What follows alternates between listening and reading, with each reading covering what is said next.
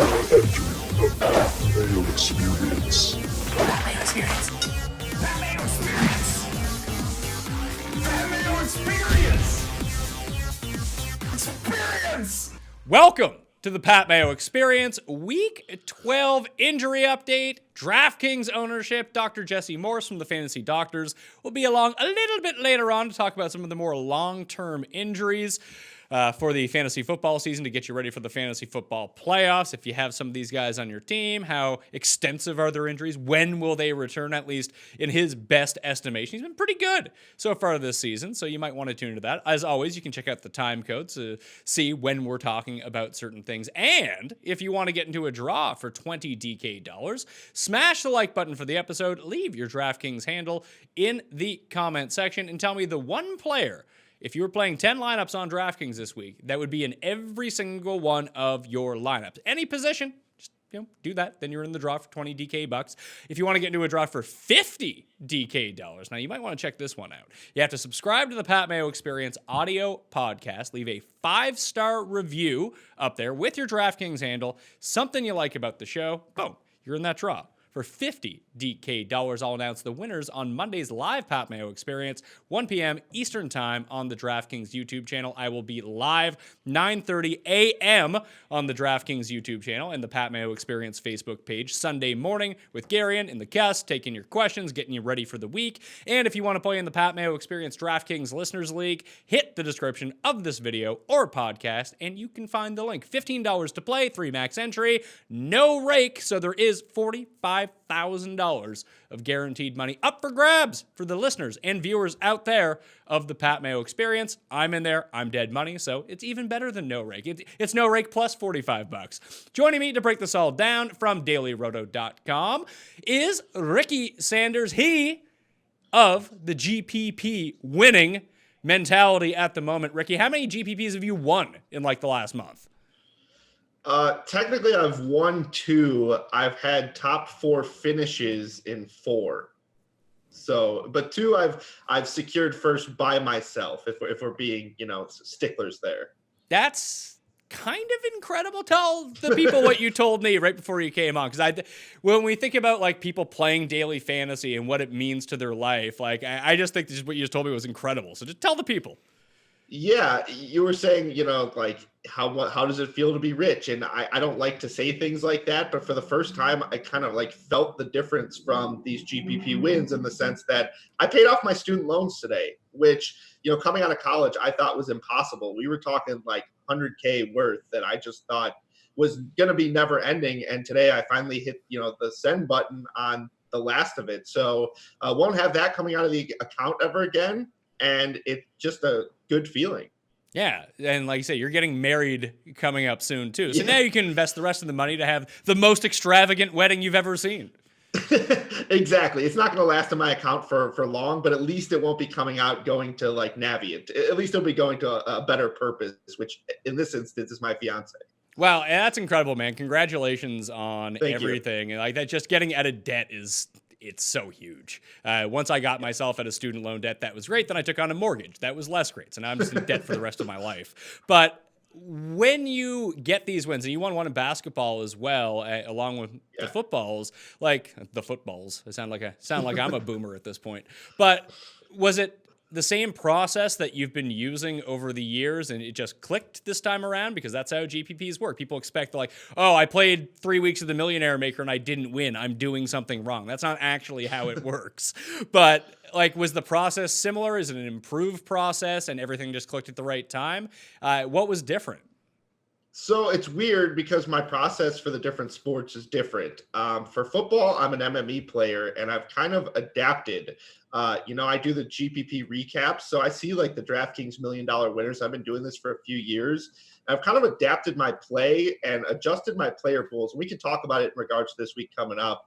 In regards to like what these winners have mostly been winning with, whereas in basketball, I'm more of a single entry player. And I like to think, where can I get an advantage on the field with ownership?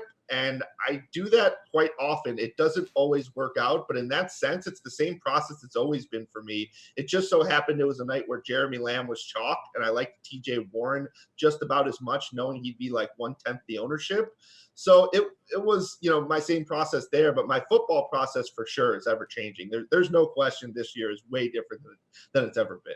Well, I think that's a key point to hit on. You see that, and this translates whether it's basketball, football, baseball, golf, it doesn't matter the MMEs that you're playing, the giant GPPs. You identify a player that is going to be the chalk. And we can talk about that right now, like this week, in terms of DraftKings ownership, as provided by fansharesports.com. If you use the promo code PME, get yourself a discount to check this out. And clearly, it does provide a service if you do want to win in some of these things. But like, I'm looking at it right now, you got Baker as the chalk quarterback. Not so much that it would really make that big of a difference, but like Miles Sanders over 20%, Julio close to 20%, Zach Ertz breaching into the double digits as the highest owned at each of the positions.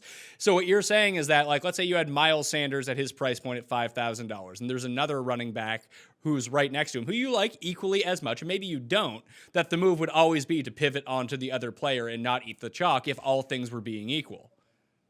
So I'm very stubborn when it comes to the running back position, in the sense that I either want a cheap back like James White, who can basically just be a receiver, or I want workhorse backs that I know are going to touch the ball 20 plus times. I mean, that's how I set my player pool. So if you have a chalky, cheaper player like Miles Sanders that you're not sure is going to get a full workload, and you have reports that Jay Ajayi is going to work his way in, that's a clear under the field guy. The Miami guys this week, clear under the field guys. Whereas, Alvin Kamara, someone like that, where I do feel good, the matchup is great, is just a guy that I'm willing to go way over the field, even if they're chalk. The running back position is one where I want the solidified touches, and I'm willing to go against the ownership at all other positions.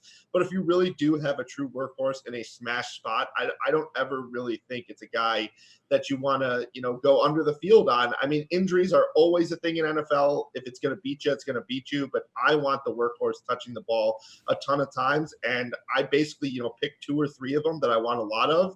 And I let the volatility kind of run at wide receiver and tight end, because, there's less opportunities for them on a game-to-game basis. All right, well, let's use this example then. Devontae Parker projects to be pretty highly owned this week, at least per Fanshare Sports, into the double digits. He is $5,200 on DraftKings.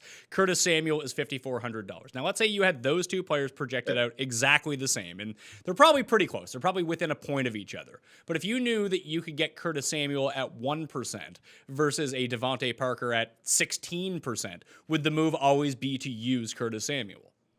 Yes, in my opinion. I mean, I'm not a huge fan of chalky receivers. I mean, it's more so the chalky high-end receivers that people are going to be on, because I do think that there's plenty of volume in like the mid-tier that have been, winning formulas on my rosters, by the way. I mean, like 1% owned Jarvis Landry. I've had a 2% owned Stephon Diggs. I had a 3% owned Calvin Ridley.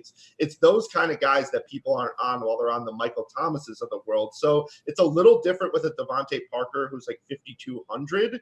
But just given those facts that you gave me, it would still be Curtis Samuel for me. I don't love the implied team total for Carolina.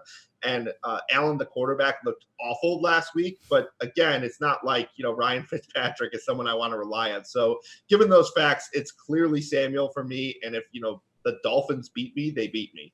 Yeah, and that, I just want to speak more to the process rather than those two actual players themselves. That this is and just because that you pivot away from the chalk ownership on a receiver, on a tight end, whatever position it might be across any sport, doesn't mean that you're going to be right about it. But the factor of winning, if you are right about it, is exponential versus being right about the chalk player. Exactly. It's more about, like, if you've looked at, maybe the last 3 or 4 weeks, you've had Michael Thomas chalky every single week, and he's been a good play every single week.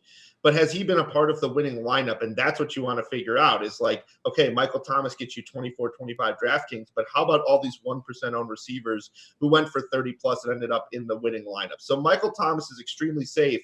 likely a guy you want to play in cash most weeks, but you have to ask yourself when he's 50% owned, do you want to take the chance on him, or do you want to take the chance on some of these lower owned guys who, if they score even 2 fantasy points more than Michael Thomas for cheaper, it's going to be hard to beat those lineups, with you having Thomas locked in.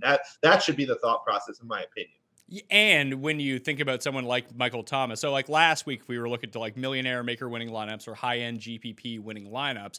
I would guess that Moore probably had Christian McCaffrey in it than Michael Thomas, solely because McCaffrey outscored every other running back by 10 points. So he was worth it. Like, Thomas was worth the price per dollar that you paid for him based on his output. But where he was so expensive, he made you pass on another tier of receiver who all did kind of well at lower ownership, where you could have had 2 of those guys versus one Michael Thomas and someone who was just worse. Exactly. And that's why I almost always prioritize those top backs. If you have a Christian McCaffrey and you have him, locked in across many, many lineups, all of a sudden you could work in some John Brown and some of these lower guys who are better than Thomas. And it's just impossible to replace a 30-plus performance from one of these guys. It's impossible, especially, this week. It doesn't look like, the pricing is as loose as has been in other weeks. So you really do need to focus on the backs that you're getting good value with. I mean, on Daily Roto, we've got something like 4 guys who are positive values. It's 5 guys, I think, at the running back position. So it's a really difficult week. And I just would rather have that locked in and play the volatility of the receivers than vice versa. And you kind of nailed the point as to why last week. So if you want to get a subscription to dailyroto.com, I would highly suggest you do so. I myself is a member. The Millionaire Maker winner last week is a member at dailyroto.com. That's now double-digit millionaires for the membership at dailyroto.com. But if you use the promo code THEPME, you'll get yourself a discount. Highly recommend everyone do it, even if it's just for Showdown, and just do what Drewby does and win every Showdown slate. I mean, that seems more than worth it to me. But let's talk about some of these injuries right away. So right now, projected at running back, I don't know what to do with Matt Breida. I don't know if he's going to play or not. I haven't seen a San Francisco injury report as of yet. Maybe later in the show that will come out. But I currently have him in for Sunday night. That doesn't really affect the DraftKings slate, but that could affect your season-long lineup. So I have him as in, Adrian Peterson and Chris Thompson as returning to the Redskins this week, and Benny Snell returning for the Steelers, which I do think is important because I had initially liked Trey Edmonds a little bit based on the distribution of carries that I've seen between him and Jalen Samuel so far. Likely out. Jordan Howard has not been cleared for contact yet, so it's probably unlikely that he's going to play against Seattle this week, and Devonta Freeman and James Conner have officially been ruled out. So what do we see from the running back position? I had Davis on my DraftKings show on Thursday, and essentially my entire thesis was I want to build lineups that have both McCaffrey and Kamara in them and see if that's even viable. You can make lineups that aren't horrible with them, but they're not good at the same time. But would you recommend that people try to squeeze those two into a lineup, or just go a different direction? So on podcast, I declared this was the first time in about a month that I definitively like a running back more than I like Alvin Kamara, or more than I like McCaffrey, and that's Alvin Kamara this week. I mean, you look at this Carolina defense, 32nd in DVOA, just the recent sample sizes of workhorses. I know Brian Hill didn't work out, but mind you, he did have a touchdown called back. And, I almost threw my computer out the window when it happened, but it did happen. And the weeks before that, we've seen, just backs go crazy, and backs go crazy, not only, in the running game, but also in the passing game. And who's better as a dual threat than Alvin Kamara, who's seen 10 plus targets in back-to-back weeks? You had that Aaron Jones 3-touchdown game. You had Derrick Henry score both via the air and via the ground. And you had that Tevin Coleman 4 TD game against this Carolina team. So you have to love Alvin Kamara at 8,200. The question is, beyond that, can you make it work with McCaffrey? And I think there's a little bit of flexibility to me this week, where I'm not saying you have to roster both, but it's a scenario where I would like 2 of 3 between him, Derrick Henry, and Alvin Kamara. I think those are the building blocks for me. And if it just so turns out that I can get, more of the receivers I want by going Derrick Henry against Jacksonville, who's allowing the, highest yards per carry to opposing, rushers of any team in the league, I'm okay with that. I mean, Derrick Henry, 5 targets the past 2 weeks. He looks a little bit more involved there. I'm fine going with the chalk there. knowing that if I go with both those guys, I probably need to be on, the 2% owned receivers as opposed to just going straight chalk down the lineup, because I do think those guys will be high owned. I just like their prospects more than, some of these other names. Like I think, Sanders, Ballage, those will be guys that people go to for cheaper. I just don't trust them. Would Derrick Henry $6,900 on DraftKings, and you talked about there's a mix of three guys that you want to use. Would you go to any of these cheaper running backs, or would you just allocate those funds to different positions?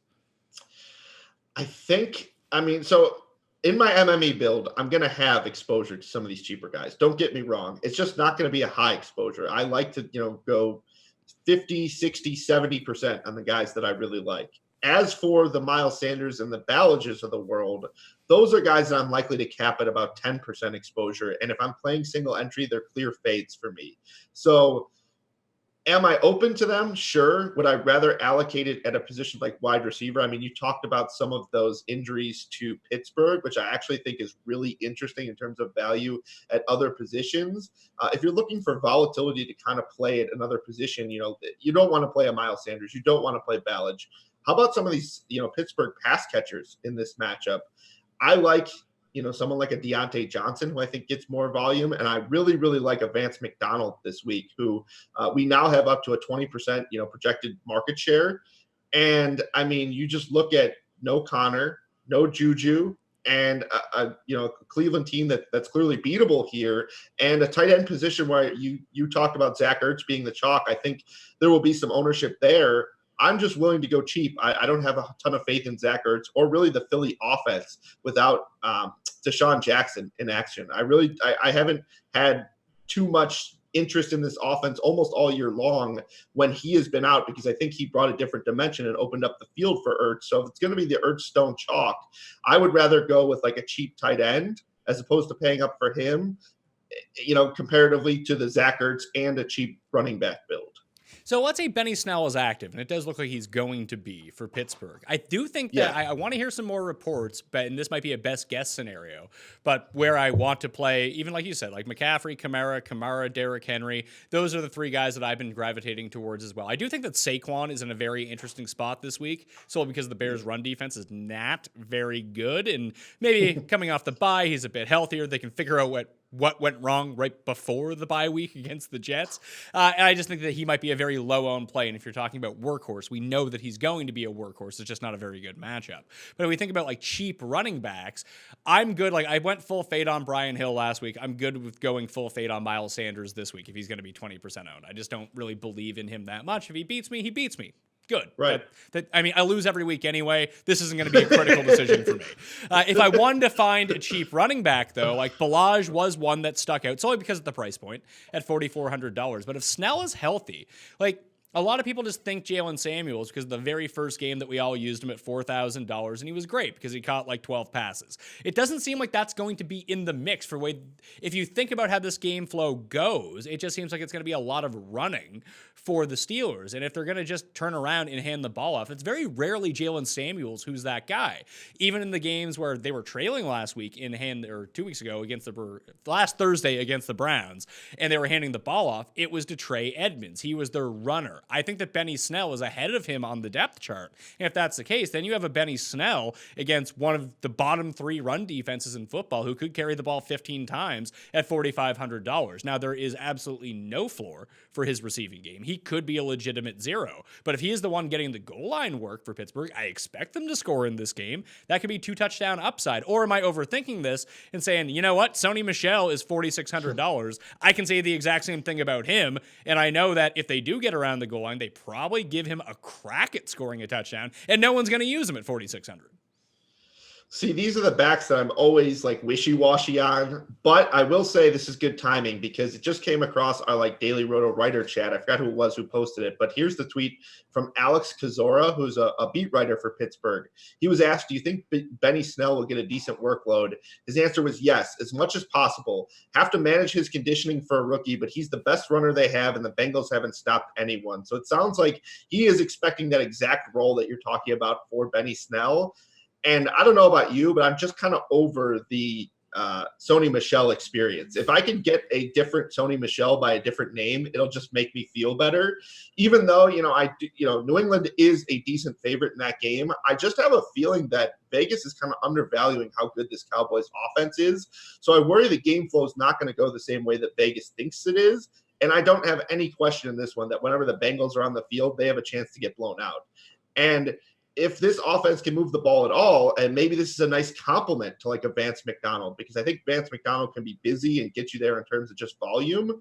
If they get to the goal line and he doesn't finish it off, well, maybe Benny Snell could be that guy. And all of a sudden you don't have a game stack. You're not playing Mason Rudolph or anything, but the Steelers get you there. And this is just another guy who's not chalky, who has, like you said, the upside. I think you probably are going to need the multiple touchdowns for him to factor into the Millie, but do I think that's within the range of outcomes? Absolutely. And he is the price point that we need if we want to jam in all these higher end running backs, because some of the pay down receivers just aren't really viable options, to tell you the truth. Or maybe you want to play 2 tight ends to save that salary cap if you do want to hit another top end receiver, if you try to pile in these expensive running backs. The only other thing, like Jordan Howard hasn't officially been ruled out yet. He hasn't been cleared for contact, but I guess there's probably like a 10% chance that he plays on Sunday. If he plays, I want to play him in this matchup. Yeah, I'm certainly okay with him. I mean, again, he's not the 20+ touch kind of back that he's close. He's close though in this offense. Yeah, I do like the dual threat. I guess Derrick Henry, touting him and then saying, I love the dual threat guys. He has 5 targets in 2 weeks, and I'm happy about that. I'm kind of talking out both sides of my mouth, but I don't know. The committees scare me a bit. I would like to mix them in as opposed to use them in single entry. They're not single entry plays for me. I know Philadelphia is favored here. I think I prefer the Seattle side of this game in terms of betting, in terms of DFS, in terms of just about everything, which it seems the market does as well, which scares me a little. But if Jordan Howard plays and this is a very competitive game, I can certainly see it. I mean, I think they want to use Miles Sanders mostly in his receiving role, which is why this Jay Ajayi report came out that said he's going to play more. And I know they talked about him last week, and he really didn't play that much. But still, I think that's where they're comfortable with Sanders. So if Howard does play, I don't want to talk anyone off a ledge with him. He's just not my kind of back. I just think that he would be in line, and I see exactly what you see, that the collective wisdom should be just play Seattle, guys. This is going to work out really great. But they're favored. Everyone's betting on Seattle. The line isn't moving whatsoever. So there's something sneaky going on with the Philadelphia Eagles this week. Maybe it's just a West Coast team playing an Eastern time zone 1 o'clock game. Maybe that's all it breaks down to, and that's why Vegas is leaning this way. But if Howard is active, I don't know about the bulk of what he's going to get. But if I talk about someone like Benny Snell, who's like $400 cheaper, we need him to get multiple touchdowns to hit value in a better matchup, mind you. But Jadeveon Clowney's a bit banged up, and we do know, and we've seen that even if the overall workload for Jordan Howard isn't what it normally is, he's probably going to get all the goal line touches. And maybe that factors into Jay Ajayi as well. If Howard is out, does Jay Ajayi at $3,000 do anything for you? With that bad knee, I mean, I would stare at that price point. I don't think I would act on it. I mean, it's viable if you believe these reports. It's just the fact that these same reports came out last week. It's the fact that Seattle, you want to attack their secondary. It's, I mean, 3K, it's fine. I think the answer would be no. He probably wouldn't even make my player pool. But if he found the end zone, you would find me in agony, the middle of the day on Sunday. Well, it would be the same thing. Like, if you think that Jordan Howard would be the one who would get the goal line touches if Ajayi is active for this game and Boston Scott plays a role that is insignificant, then you could almost just kind of, paste the Jordan Howard goal line workload onto Jay Ajayi. And if that was the case, he would be viable at $3,000. It's just the knee that scares me, is that... Well, in fairness, he has been rested for the past 18 months. Yes. It's just these guys with the chronic knee issues. We see just time and time again there are some elder guys that you just watch this season. I mean, I know it's a little bit different, but like Le'Veon Bell at times doesn't look like he's going so quick anymore. I just don't know what Jay Ajayi has left. I think for minimum price, it's fine, but I think I would rather play, and this is kind of great, I think I'd rather take a shot on like a Johnny Holton than him, which is crazy. Well, Johnny Holton enjoys one route, sprinting down the field. He has so many unrealized air yards. It's just crazy. So the fact that he moves up the depth chart, I really am keen on these Pittsburgh guys, trying to get exposure to all of them. I know it's probably likelier James Washington or Deontay is the guy, but I feel there's value to be had on that team. So you just need one long one with him, and you're right. He does only have like one route, but he also has like close to 400 unrealized air yards. So they try and get the ball to him downfield. If he could just hang on to one, it would be a good day. He seems like someone I would want to play in Showdown versus an actual main slate and take the gamble that way. Like, just for me, for the Pittsburgh offense and just the players that I would want to play from that game, it would be everything un-Mason Rudolph related. So the running backs, on the ground, and the defense. That's probably the only places that I'm going. Yeah, I mean, it's the skill players. Definitely no Mason Rudolph for me. Yeah. Wide receiver injuries right now, as we speak. Alshon Jeffrey, Brandon Cooks, Emmanuel Sanders, Corey Davis, Julio Jones, Sterling Shepard, Tyler Lockett, Philip Dorsett. Deontay Johnson, Nelson Aguilar, and Tim Patrick are all likely in for Week 12. Auden Tate, Deshaun Jackson, Paul Richardson, Robert Woods, Mohamed Sanu, Juju, and A.J. Green all likely out or already ruled out. Some of that could change, but that's the percentages that we're playing right now. You talked about the Philly passing game and how you can take advantage of the Eagles. Is Alshon or potentially, let's say Alshon is inactive. He's a late inactive. Would that lead you towards Nelson Aguilar at $4,100? So I have a hard time going with a chalky Nelson Aguilar. I know earlier in the season it worked out. Here's the thing, though. I don't think that he would be chalky because we wouldn't know this news until Sunday. Well, the other thing is that Jordan Matthews kind of worked his way in pretty quickly and kind of, shot up this depth chart. I think he had 6 targets last week. I think Aguilar was around 9 off the top of my head. And I think there's going to be no ownership on him comparatively to Aguilar. And we just see time and time again, like the guy said, helping, who was it, a child out of a fire that Nelson Aguilar can't catch. We saw it again last week with the game on the line. And against Seattle, of course, I'm fine with it. I think they would run a pretty condensed offense without Jeffrey. I think you would see a lot of the tight ends, obviously. I think you'd see a lot of Aguilar, but I think Jordan Matthews could sneak his way in. And I would want almost as much Matthews as I would want Aguilar. I think he would be a fine play. I think you would see probably close to double-digit targets. And for that reason, I can't give it too strong of a take at 4,100, against him. So normally on this show, we do talk about GPPs, but we only talk about, regular people, not the Ricky Sanders of the world, dumping in, 60 lineups, or Davis, who dumps in like 800 somehow. I don't even know how that's possible. But 3 lineups, maybe up to 10, depending on the lower stakes of what we're talking about here. So I'm looking right now. Julio, Beckham, and Parker project to be the 3 highest owned wide receivers right now. Obviously, that could change. I'm good with fading Julio and Parker, but I definitely want to play Beckham. So I'm torn there. I definitely want to play Jarvis Landry. That's been a guy who has been so money for me this year at like 2% ownership. And I mean, you look at our projected targets between him and Odell, 28% of the market share for Odell on Daily Roto, 26% for Jarvis Landry. We've got the ownership about 12%, which might be low. To Jarvis Landry's like 3%. And to me, I love the volume of Landry. They've actually been looking to him in the red zone a little bit too. So I don't know. I'm torn on Beckham. I definitely want to play some Julio. So he's not on the injury report. He was injured a bit this week. I'm just scared that Calvin Ridley is actually the better receiver play once again. I mean, Julio again has been allergic to the end zone, and Ridley was in my tournament winning lineup last week. Atlanta, a funnel to the pass, defense. I think if I'm running a 3 max and you do like that Atlanta team, I think it's fair to go with like a double stack with Matt Ryan, because the only way he's going to get you there is if he throws for 300 plus and multiple touchdowns. And I think both Julio and Ridley would probably have to go over 100 in that scenario. So I don't want to take too strong of a stand there. I can tell you some under-owned receivers I like this week. I don't really have too strong of an opinion about these guys at the top. How I think. Go True. ahead. Well, how about this? So the one guy I do think that comes in with almost no ownership and it looks like he's going to play against a bad secondary is probably Lockett. Of all the Okay. expensive guys, I think he comes in at the lowest owned. And as it pertains to Beckham versus Landry, where Odell's had the toughest wide receiver schedule so far for wide receiver ones, it does seem like they actively want to get him a big game. And this is just pure narrative talking. This is the right situation for that for the OBJ 200 yards, 3 touchdowns. Like, let's make the guy happy. And I can actually see them. They have the ability to do that against Miami this week. But the one I'm really looking at in sort of that middle, not necessarily middle tier, the upper middle tier, I think DJ Chark at $6,400 is a smash play against the Titans. Me too. DJ Chark, he kind of proved a lot to me last week in the sense that I thought there was maybe a chance that Dede Westbrook was Nick Foles' guy, but it turns out that DJ Chark is just the number one receiver here.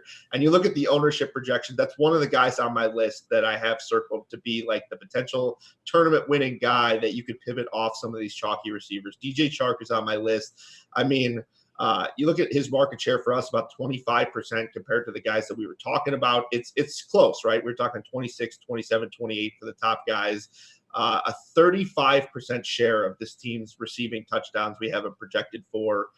I think DJ Chark, Leonard Fournette, another guy who's been allergic to the end zone, and DJ Chark in a game that most people aren't going to be on. But let's say you're playing Derrick Henry and, you want it to be a competitive game environment. I think DJ Chark is a guy you could run it back with and have like a mini game stack while game stacking other games, and it would be a really sneaky approach to this week. So I'm definitely on board with DJ Chark. In lineups with Derrick Henry, he's going to be a guy that I boost. I think you could just play him even without Derrick Henry if you could squeeze in enough running back help, even more expensive prices, that if you made him your most expensive receiver, those lineups would be somewhat viable. I think so, at least. Yeah. I agree. What do we do with Cortland Sutton, who expects to probably project around like 35% of the market share, but is in a situation where you can see a lot of running and draws a horrendous matchup with Tre'Davious White? Yeah, this one isn't my favorite, unfortunately. I mean, I like Cortland Sutton. I mean, Allen has kind of impressed me here, but I don't think it's a great matchup for Sutton. Is a guy who I've kind of had my eye on recently, and Noah Fant. Just Buffalo's been too tough on them. You got a 16-point implied total. I don't think this is the spot for either of them, unfortunately. I know Tre'Davious White is only like a top 25 corner, in terms of Pro Football Focus, which is not something we should be overly scared of. I'm just kind of petrified of the pace of this game and the fact that we have the Broncos projected for basically the least amount of plays of any team this week. And whenever you have that, I mean, there's only so many opportunities. I know it's a condensed offense, but I think this is a pass for me at Cortland Sutton this week. So if you were to pay down at receiver, we kind of identified Nelson Aguilar, who obviously becomes a far better play if Alshon is inactive come Sunday, and then you get the benefit of people not reacting in time, then he comes in with lower ownership. The two that I really find myself gravitating towards, if I need the cap relief, one would be, again, Russell Gage, just getting a part of that Falcons offense against a pass defense. He also had a touchdown overturned last week. And the other one was Allen Hurns for the Dolphins. It seems like everyone's just going to Parker. Hurns was highly involved last week. They just re-signed him. He's, the dizzies aren't a problem anymore for him. He's $3,300. Yeah, that's a player I'm definitely willing to take a shot on. I agree with you. We've got him for like a 15% market share. I think it's pretty much, a guarantee most weeks the Dolphins will be playing from behind. I really like those calls. I want to add another name to the list. Anthony Miller. I know this Bears team is insanely frustrating, and basically Drew Dinkmeyer and I have had a joke throughout the entire season in both basketball and football that we're paying the Mitch tax in each sport. Mitchell Robinson for basketball is just a guy we like to roster who's volatile. And Mitchell Trubisky in football is a guy that we keep going back to because you look back to last year, he won $1 million on multiple times, and now it's like he just forgot how to play. And you just keep waiting for that bounce back week. I know he has been horrific, but what better bounce back week than against the Giants? You've got basically his 3 receivers rating as the top wide receiver cornerback matchups on Pro Football Focus. And I think people, if they're going to take a shot on Trubisky, which I think, you got to be brave to do, most are just going to go with Allen Robinson. And we're talking about a guy with like a 16% market share. We've got him actually slightly higher than Allen Hurns in our rankings, even though they're similar. I think he's the same kind of guy as Hurns. And I think people right now, I don't think it's crazy to say, are more confident to roster Fitzpatrick in stacks than they are Trubisky. I could see that. So Mitch Trubisky was lifted from the injury report today. I thought all week it was going to be Chase Daniel, and I don't understand why it's not Chase Daniel. Yeah, I mean, I don't understand the benching and then, or they supposedly he was hurt. I'm not sold that was the case, but I don't understand what they're doing just in general. I think they're trying to, give Trubisky the extended look. And then if they have, definitively decide that this is the end for him, they'll move on next year. But don't you think, this has been a long enough look? I don't know. You tell me. But I think Trubisky, if there ever was a week he were going to succeed, it would be this one. I've said that 3 times this year. But seriously, this Giants secondary is horrendous. I mean, you look at DVOA for the Giants, 28th in passing DVOA. Drew has called it one of the worst passing defenses he's ever seen. And whenever I watch him, teams are marching up and down the field. And what Nagy does, he hasn't been great at it, is scheme guys open, and every once in a while, you get these underneath guys like Taylor Gabriel and Anthony Miller popping. And according to the recent market shares, I just think Miller's the better option here. I would say that if it was me and I was willing to, I wouldn't stack the Bears. That's just not something I'm going to do with the minimum amount of lineups that I'm going to play. I think I would lean towards Gabriel over Miller here, just because if they do throw the ball deep downfield, the higher A-dot throws just as a median would tend to go to Taylor Gabriel over Anthony Miller. The problem is they don't do a whole bunch of that, so I'll take Anthony Miller racking up the receptions down under and hope it exceeds 100 for the bonus. If Auden Tate and AJ Green both sit, you're probably going to project like a 30% market share for Tyler Boyd, which probably doesn't do you any good against the Steelers. But what about Alex Erickson, who we've seen pop in a few spots? Or is this just a Ryan Finley is the quarterback, don't play anything associated with him?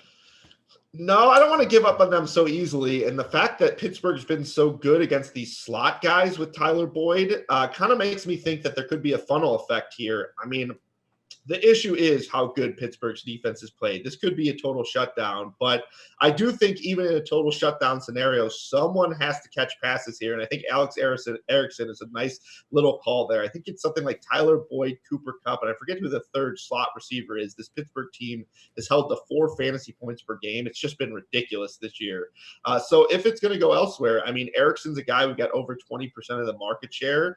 And, even if you're dead through 3 quarters and he hasn't done much, because of the likely game flow, they'll still be thrown in the 4th quarter. So you have, an opportunity to kind of salvage at the end. I think Alex Erickson is in the same category as some of those other guys, except for the fact that, with Trubisky, with the Bears receiver, you might get them in a bad game script where if they're up, they forget to pass. I don't think you're going to get that with guys like Hearns or Erickson, where the teams are almost assuredly going to be behind.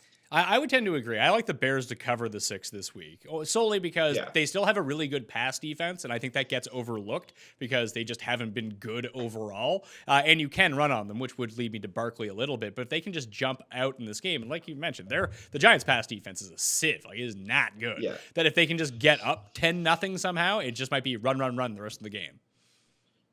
Yeah, that clearly has to be what scares you. But I mean, if you're rostering Bears, you know the risks. Let's just put it that way. You know what you're playing with fire. So overall, at quarterback, Jameis is going to be in. Trubisky is going to be in. Matt Stafford has already been officially ruled out. Is this a week to go back to Kenny Golladay? Because Driscoll is projected to be top 3 owned. At the quarterback position. My one good call last week, play Jeff Driscoll. And even this week, I still kind of like Jeff Driscoll a lot because he's still so cheap. But I think everyone will just get away from Kenny Golladay based on what we saw last week. But it's not like they weren't trying to get him the ball. They just didn't get him the ball. That he might be one of these guys in the mid-tier pricing that maybe doesn't rate out well in an optimizer, but overall, he's still their number 1 guy and he still is an immense talent. No one's going to own him.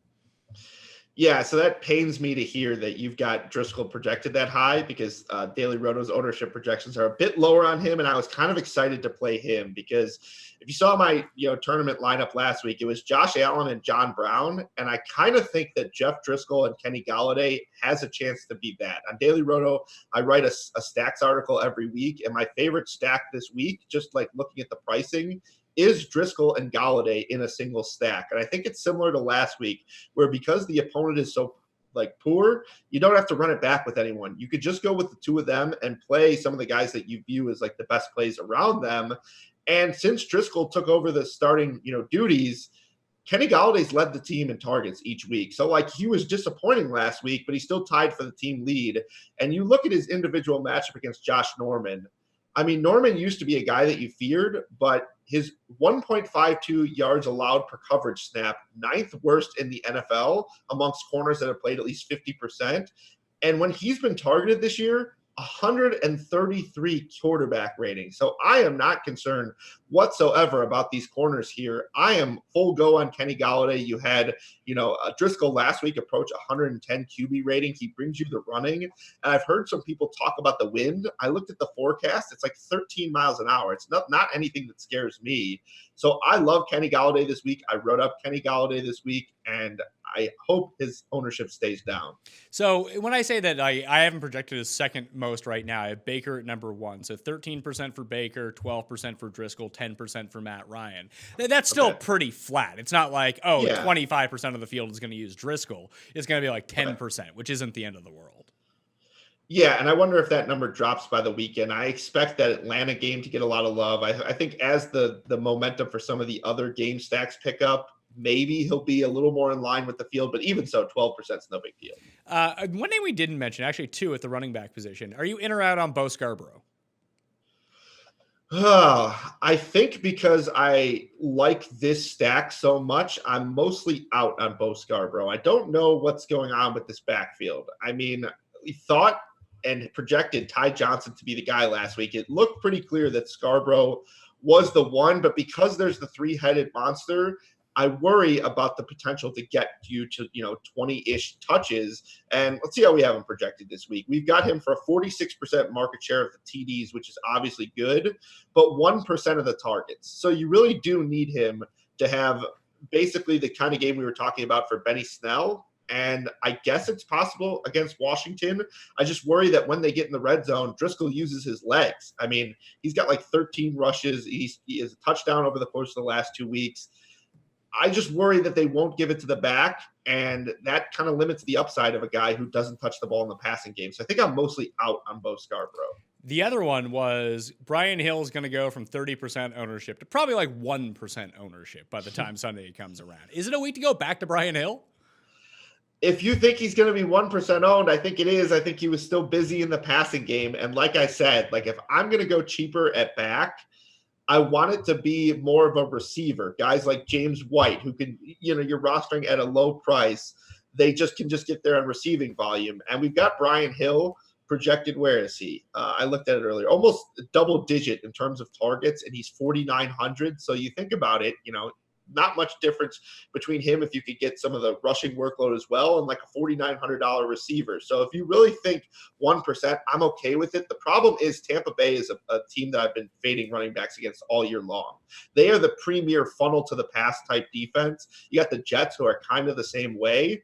But basically I've faded a back, especially the heavy workload backs against them every week. And it really hasn't beaten me to this point.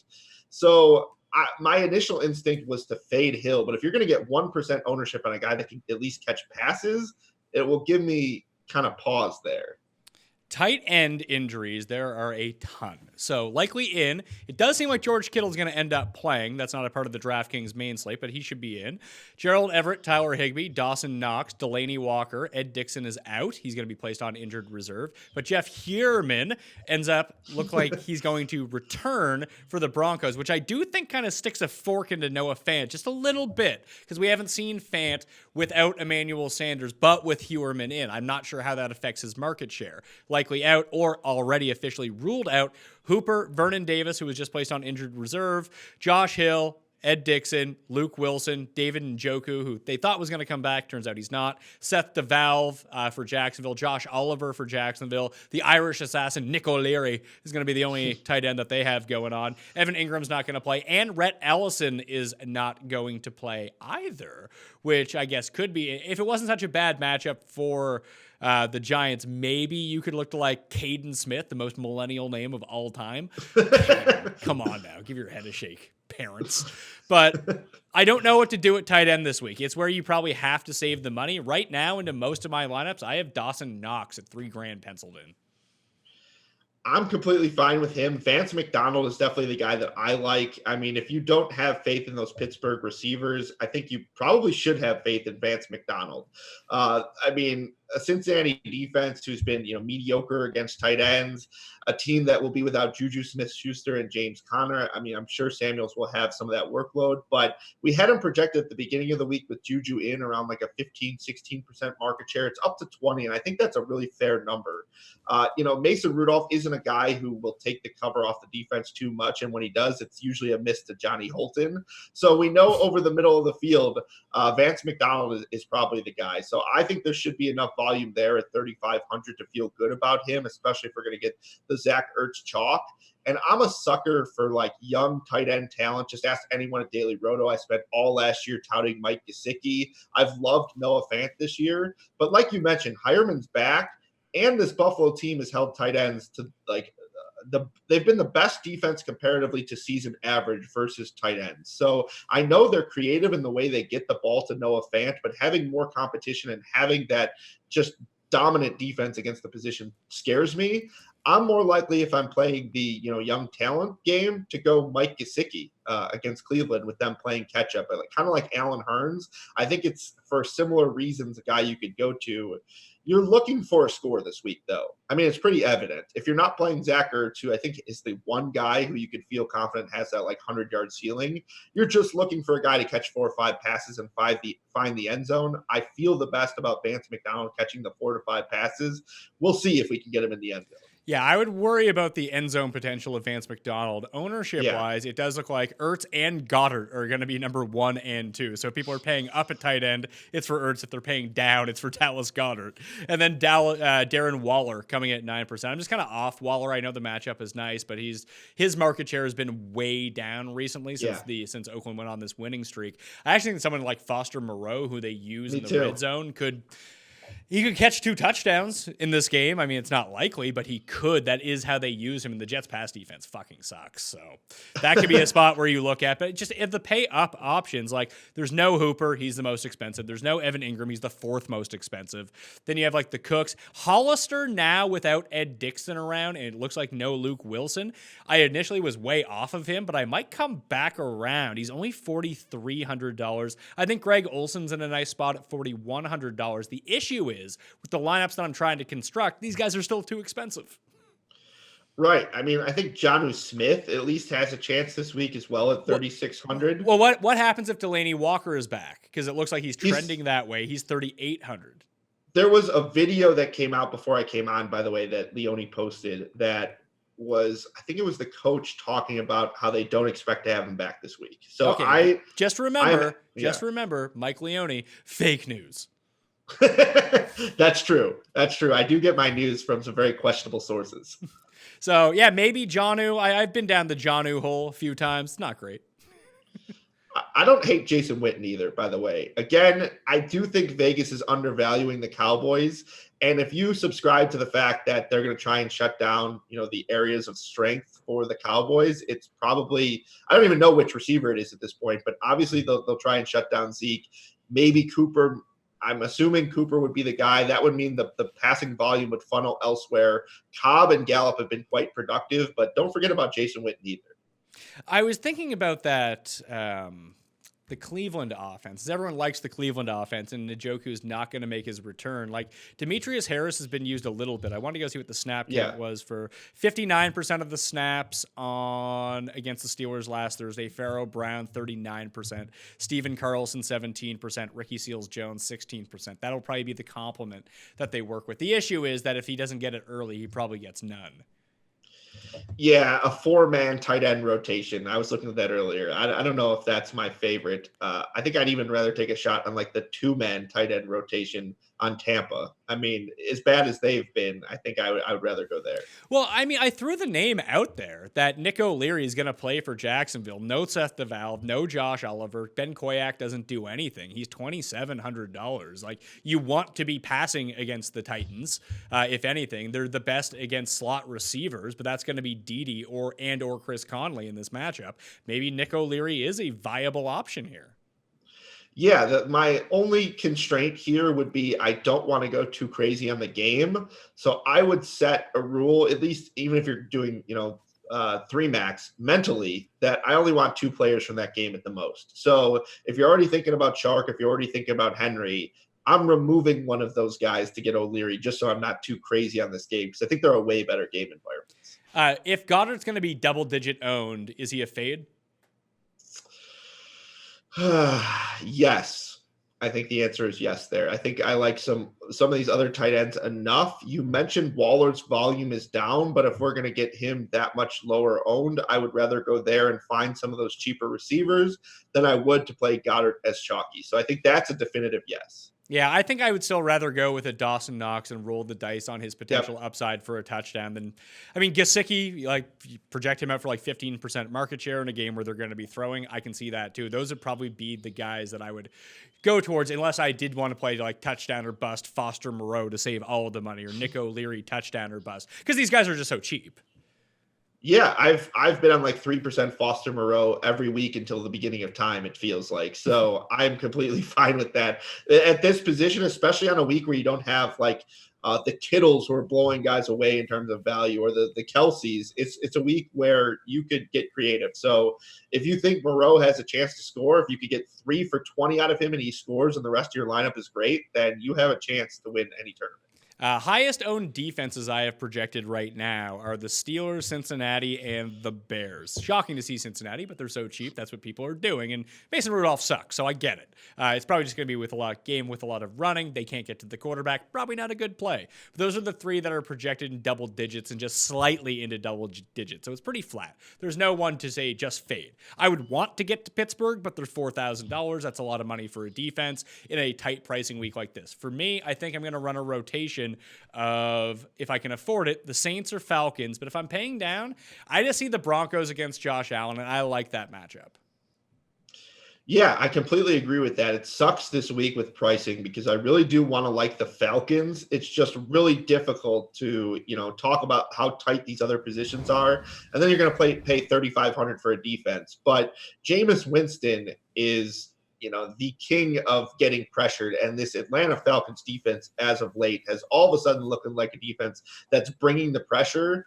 But, I guess I can only talk about them so much because I'm probably going to use limited amounts. I agree. This New Orleans Saints team against Carolina, Allen looked lost last week against those very Falcons. So I think that the Saints are certainly one. And if you're playing a ton of Kamara, you get the correlation there because if they're up, Kamara is usually running and you'll have, drop backs for the opposing team and Saints can rack up the sacks and potentially the turnovers.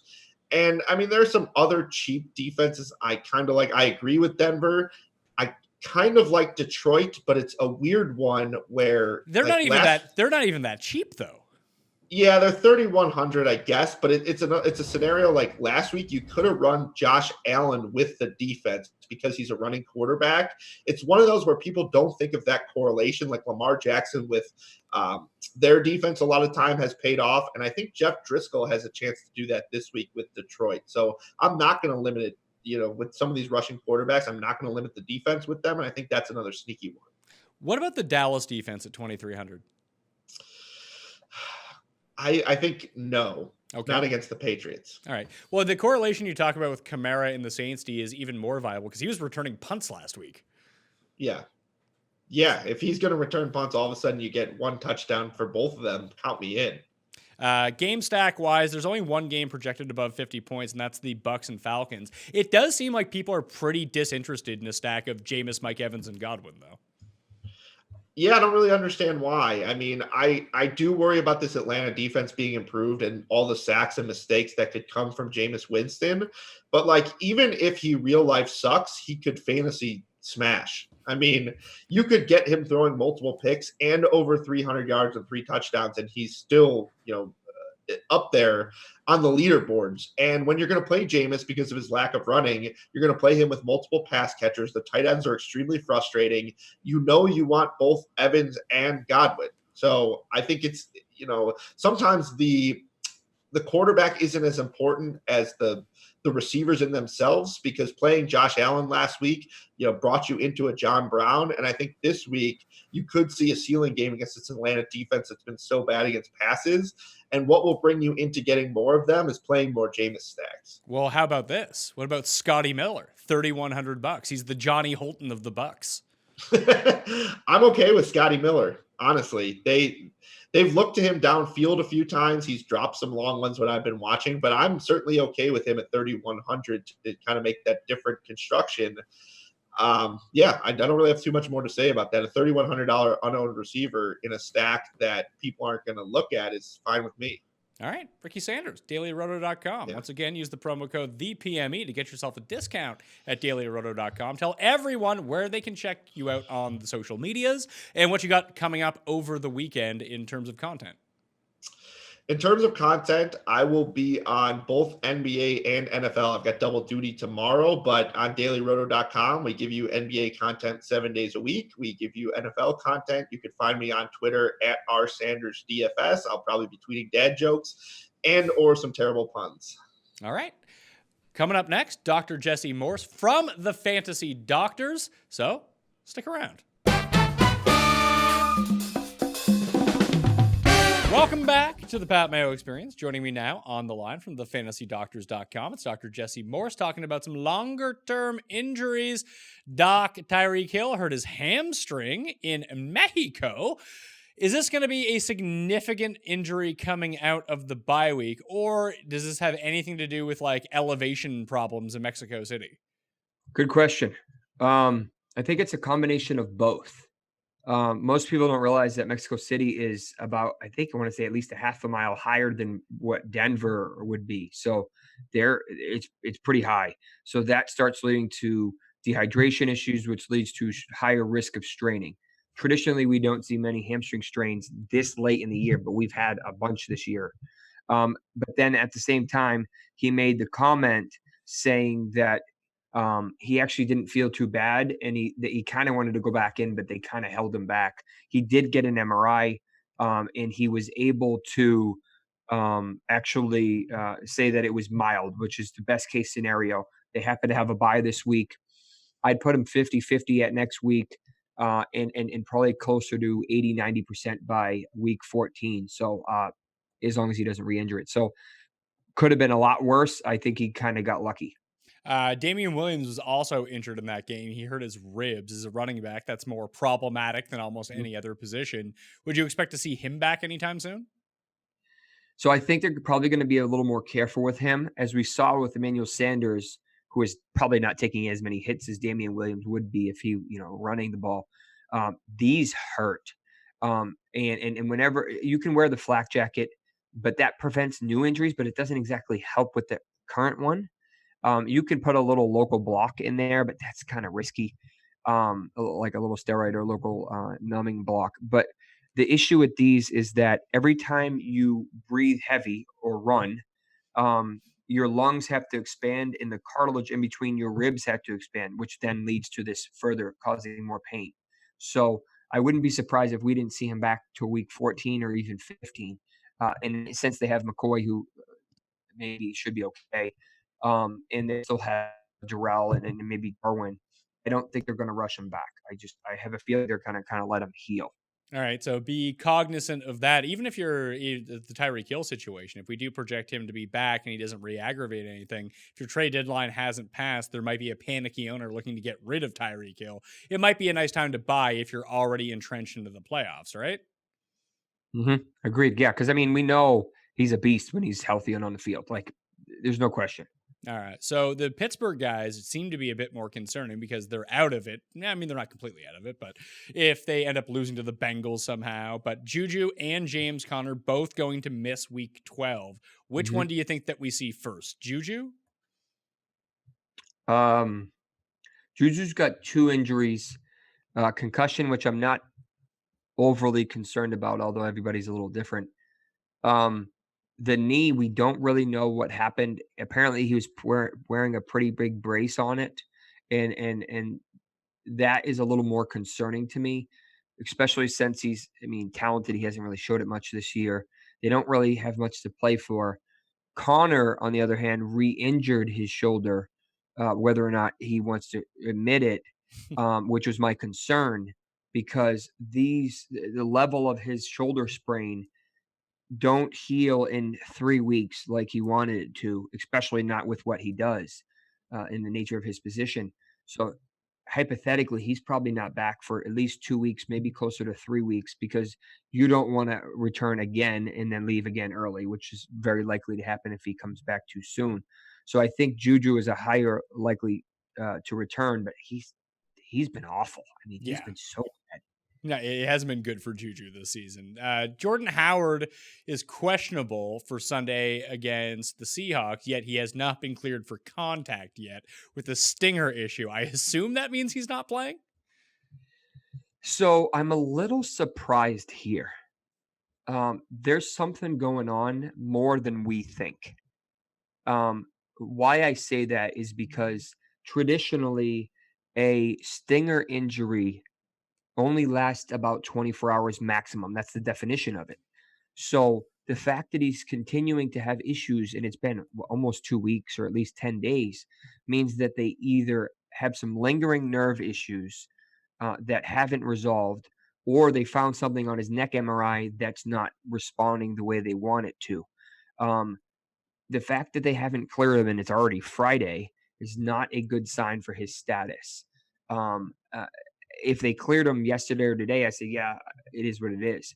But the fact that he hasn't returned even to practice yet is quite concerning. Even if they only label it a stinger, there's something else going on here. If he was activated on Sunday and they said that he was going to play, would you have problems playing him? No, I'm not. This injury doesn't overly concern me from a generalized injury. If I saw his MRI and said, all right, there's this lesion or there's this herniated disc, that's a different story. But if they clear him, that means they're confident that this injury is not life-threatening and that he can return. Is he at high risk for getting another stinger? Yes. Can he return to the game if the stinger sensation goes away? Yes. If he ever has what we call a stinger, a numbness and tingling on both arms at the same time, that is immediate disqualification, immediate do not play ever until you figure out exactly what's going on. So if it's only one arm, not overly concerning. If it's both arms at any point in time, that's a huge red flag. And that may be what's going on. But if he's active, I have no problem playing him. When the week started out, it didn't appear like George Kittle was going to play with this quad injury, yet he seems to have progressed throughout the week. It now looks like Kittle, Sanders, and Deebo Samuel, who has a shoulder injury, are all going to be active Sunday night against the Packers, while Matt Breida and his ankle problem will not be active. At least that's what it looks like on a Friday evening. What would you think about Kittle here? I've reinserted him into my rankings at number 2 behind Zach Ertz at tight end this week. It's almost one of these things where if George Kittle is playing, yes, you play him. Would they put him out on the field knowing that he was still injured just as a decoy for this big of a game, or will he be good to go? They did that or in my opinion, they did that last week with Emmanuel Sanders. I knew he wasn't healthy. They still kind of put him out there, whether that was him or the training staff. He re-injured it. So they kind of used him as a decoy. Kittle really hadn't practiced from like Halloween basically until like 2 days ago or a day ago. It was he had a good almost 3 weeks off. At this point, it is still a pain tolerance issue. He has probably some swelling in the knee. He's having some ankle issues. We don't know the severity, but I'm pretty confident that he'll be good and he'll be good to go. Austin Hooper doesn't appear like he's going to play either. That's 2 in a row for him right now if he misses Sunday. Would you expect him to be out any longer or at least be limited with this knee injury? I'd say at best he's 50-50 next week. Okay. So make other plans is what you're saying. I mean, the problem is they don't really have anything to play for. You can make this worse. You can cause a meniscal tear if he doesn't allow this to heal. And these don't heal very quickly. The guys who he has an MCL sprain, the guys who come back with this injury don't like the brace that they wear. The linemen are okay with it, but the route runners and the running backs, they don't like it. So they're kind of very vulnerable when they're back on the field. They don't have any protection. And whenever you twist or whenever you take a hit or try to pivot hard against your body, the ligament that is preventing you from collapsing is the one he injured. So he's going to have to feel confident in turning his entire body rotation in the middle of a run and not have pain. So until he can do that, he's probably not going to get back on the field. So I'd say 50-50 for next week. And I'm still not 100% that he will go. I don't think he will, but I mean, we've seen crazier things. Just to clarify, Austin Hooper has actually been declared out for Week 12, so he will not be appearing on the field against the Bucs. Last one, Marlon Mack had this hand surgery. He missed Thursday night, and Jonathan Williams filled in admirably, much to my dismay. But hey, he went out, he got the job done for your fantasy teams. Didn't think that was going to happen. But when do you think we can expect Marlon Mack back? Would it be Week 13, or is it sometime more in the future than that? So the fact that so we don't know the details of the actual fracture. If there are, I haven't seen them, but we know that he had surgery. So a standard rule of thumb that our hand surgeon at the Fantasy Doctors recommends is a minimum of 3 weeks. So, I mean, you're looking at least another 2 weeks. Not ideal. There's never an ideal time, but it's a little too risky to come back now. This week or next week, meaning 13 or 14, in my opinion. I'd say 14 is probably 50-50, but I think week 15 is probably realistic or semi-realistic, depending on how he's feeling, how he's holding the ball. If he can't hold it with both hands without getting stripped, probably not going to get him back out there. Dr. Jesse Morse, fantasydoctors.com. Tell everyone where they can find your work over the weekend. Yes, so if you have any questions or comments, you can reach out to me at Dr. Jesse Morse on Twitter. You can check me out on the fantasydoctors.com. We have a Patreon page that you can ask a bunch of questions on and check out some stuff there. And then we have a Sunday live stream, as well as a bunch of videos and a ton of injury content on the Fantasy Doctors YouTube page. Just Google it. You'll find a bunch of stuff on there. What time does that start? 11:30 Eastern on Sunday morning.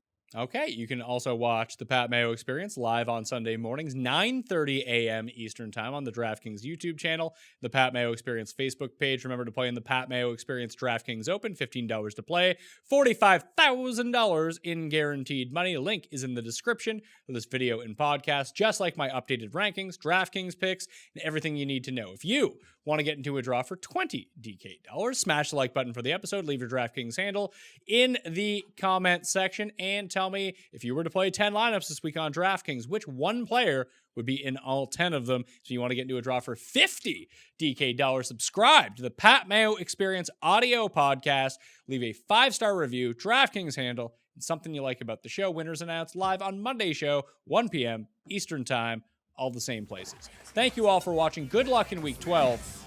I'll see you next time. Pat Mayo Experience! Experience!